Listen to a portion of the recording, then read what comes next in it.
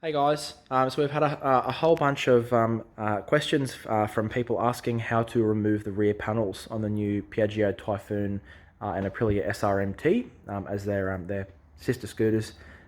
They just have different wheels and some different stickers on them. So we thought we'd do a quick video today on how to do that.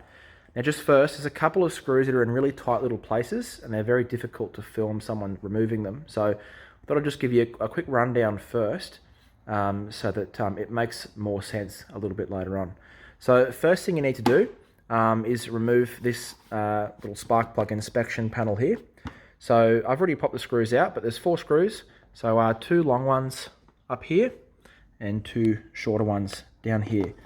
So there's the long ones there, and these are the shorter ones here. Pretty much for the rest of the process, the majority of the little self-tapping screws are very similar to that. And there's a couple of other longer bolts that we'll talk about in a second. So you need to remove this panel. Now this is done, it's got little hooks on it, so it needs to be a little bit forceful, but you'll see these little plastic hooks down here. So once you've sort of released it, you need to drop the seat down to be able to actually get it out. So it's a little bit tricky. Pop the sides out. And then once they are down, you should release. It's a bit of a tricky one. Shall I go around the other side? Those little hooks have a tendency of getting stuck. Okay, so that one's off. Now, there's a couple of other little tricky screws which I'll show you.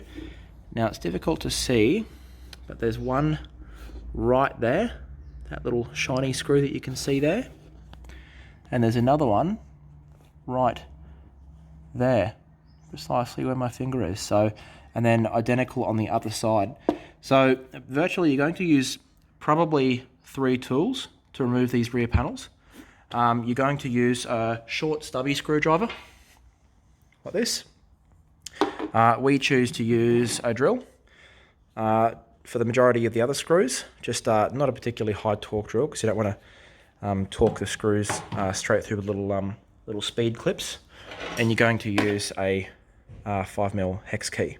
The other couple little bolts which are a little bit difficult to see in the video, if you flip your foot pegs down, you'll just see these 2 bolts here. They're our 5mm hex bolts that we're going to be taking out, as well as these 3 up in the rear handle. They're going to be coming out first, so they have to come out to release the foot peg, as well as, annoyingly, you'll see this little framework up under here. You must remove the number plate so that you can access that bolt in there to release the back fender for the whole panel assembly to come off. Now on that note, you'll see in a minute, but the whole lot of panels have to come off in one go. You can't get the left-hand panel off independently of the right-hand panel because they're screwed together up in the inside. And when you do remove them, be really careful because there's a whole bunch of connectors in there which are connecting the indicators and the tail light as well as the plate light. So don't just rip it off. Be gentle and just be watching down in here as it releases for those plugs so you can gently disconnect them.